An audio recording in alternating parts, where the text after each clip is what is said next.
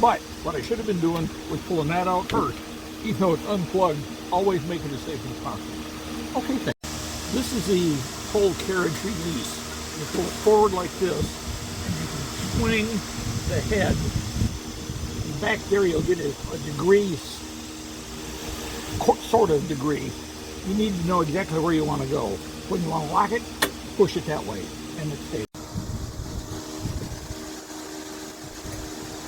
Travel guide, lock.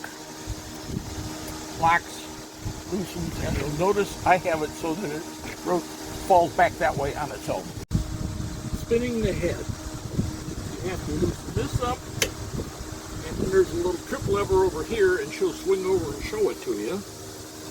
It's also called the yoke pivot latch, and I don't have it out far enough. There, inflation. This tightens the whole mess up. Flip it over the plate, loosen it up a little bit, tighten it down this way, but I'm not going to tighten it all the way, because in a minute I'm going to have to loosen this and loosen this back up.